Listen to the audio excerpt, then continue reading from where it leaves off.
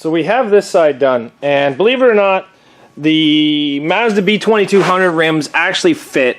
These are the multi-bolt centers. These have 5x114.3, 5x100, and they have 5x108 to 5x112, which is Volvo to, I guess these, it's kind of like a 110, but the lug nuts don't really fit. I'm a little nervous of shearing these lug nuts off.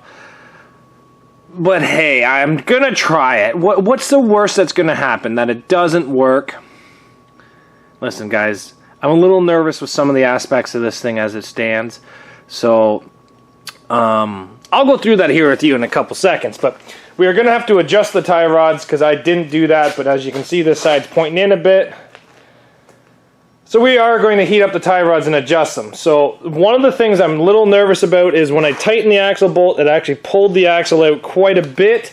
It's still in there. I'd like to take it for a test drive to actually try it. But unfortunately, I cut the gas tank out of this. So we got to put a gas tank in it, and we got to get the fuel lines in it, and then we can try to start this thing up and see what it does. So I guess that's what we're... Oh. And we got to kind of put tires on the rear. That might help.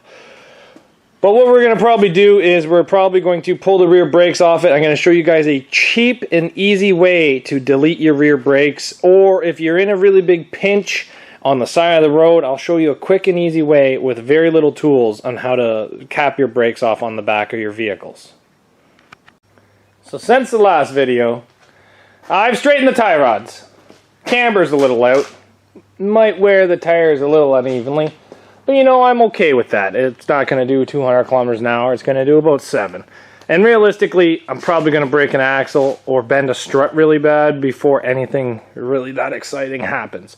So I'm not super worried about it. This car here is mostly just a tester car. Not even sure when it's going to run, but it's going to run stock class. But our stock class rules have changed. What I'm going to show you right now is how I do the rear brakes. Now this one right here, I'm not going to do a whole lot of investigating and find where it comes off the main to the back. What we're going to do is cut the rubber, put a pair of pliers on it, and jam a tech screw into it. Sounds exhilarating, does it?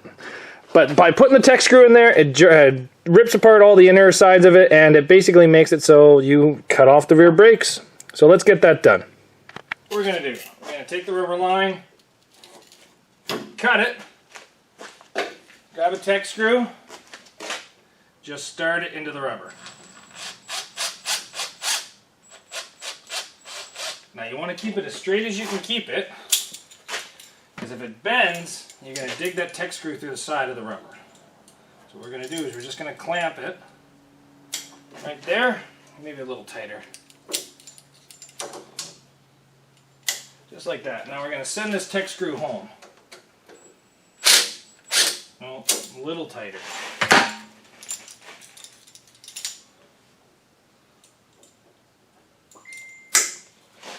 Okay, come on, go home.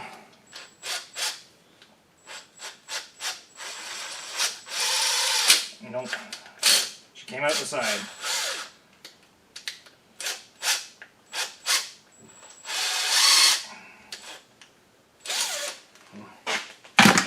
Try it again. Have to get a little bit straighter.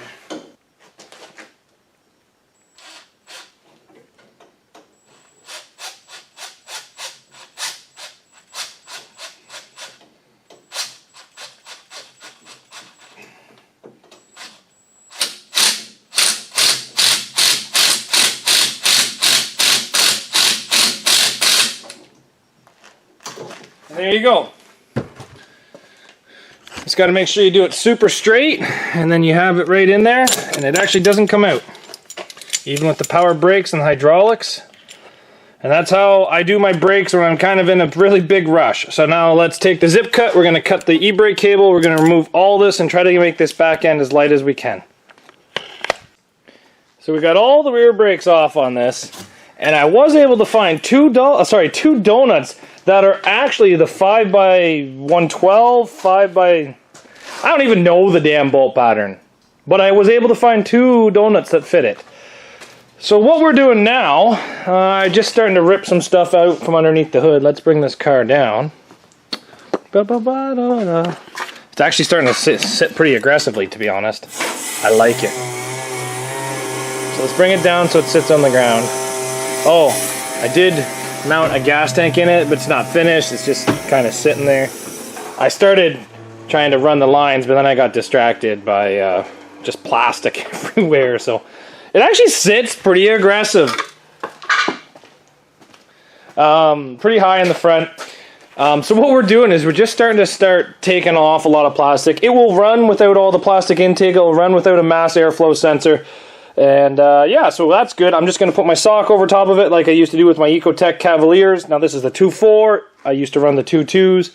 We haven't moved the battery. We haven't done stuff like that. I cut out the AC. I'm about to take out the radiators because I do not plan on running these radiators.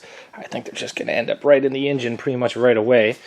So we're going to be pulling the radiators out. We're going to be moving a lot of the electrical from the front of this and just trying to clean this thing up. Like there's some stuff that I'm obviously going to have to move. There's a computer here. There's a computer there right on the frame rails. What a horrible location for you, my little friend. You're going to be my little blue friend down there. We're going to move you. We're going to get rid of the windshield washer fluid. We're going to move the fuse panel. Oh, look at that. Oh, I do love GMs when they label all the brake lines. So we might be doing the brake line delete right there because, you know, it's kind of nice that they label it. We'll have to see if I can cut them and take them out and see if it actually works half decent. But very nice. And yeah, so we're basically going to strip down the front of this car and just start moving a little bit of electrical. I don't want to do too much until I have the fuel tank in it because I just want to make sure this car starts and stops when I start moving electrical, because there is a lot of electrical inside this thing that needs to be moved. Not a whole lot, but enough. It's a GM enough. And I haven't ran a GM in probably 5 years. I haven't ran a Cavalier in over 5 years. I may have ran a W body in the last 5, but this is going to be new to me again, dealing with all the security crap and these things. So yeah, let's get the radiator out and just maybe do some fuel lines, maybe.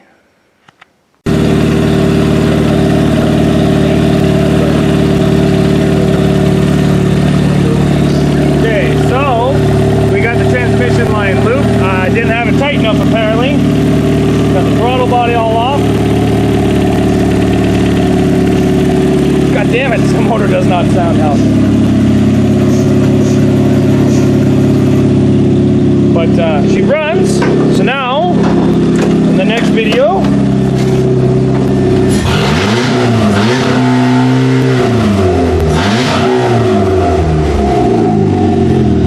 does it drive?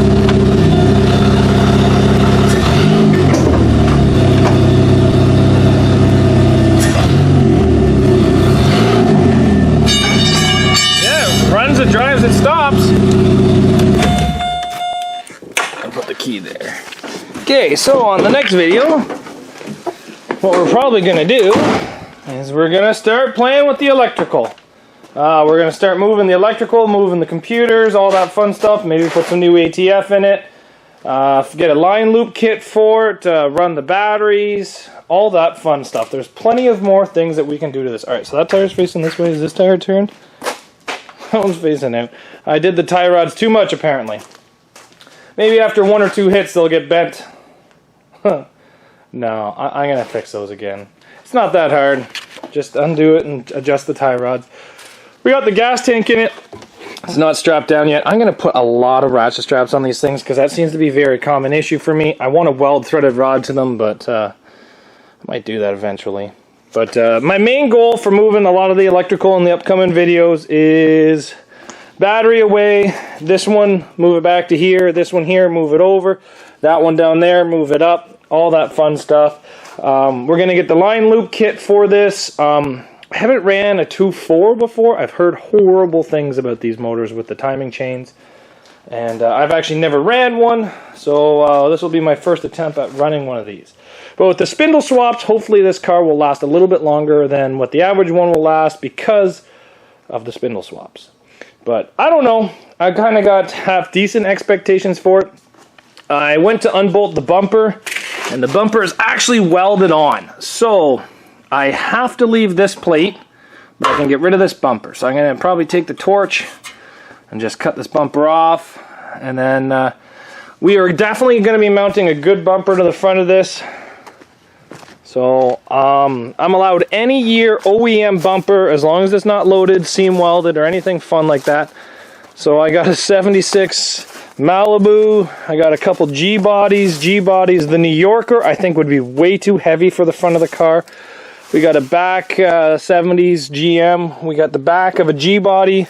The back of the New Yorker, Crown Vic, 70s, G-body, Crown Vic, 70s, Chevy, really rotted 80s Lincoln Town Car. This one might actually be half decent because it might actually fold enough, plus it's not really that good to sell. Or we have this one here, which is a 70s, I think this is a 79 Cadillac Seville. It was a unibody front clip car with leaf springs. It was definitely a different one. You guys may have seen it being torn down. So I think it's probably going to be a choice between these two, or maybe, I don't want to use my Vic ones. I really like looking at them, so I don't really want to use them. It's either going to be between those two or a G-body, because I want something a little softer, but still half decent on the front of it. I don't want this. This is just way too much bumper. But yeah, maybe leave a comment on which bumper you guys think I should run on the front of this. And hopefully I pick your bumper. So thanks for watching, guys. We'll see you back here later on Zach's Workshop.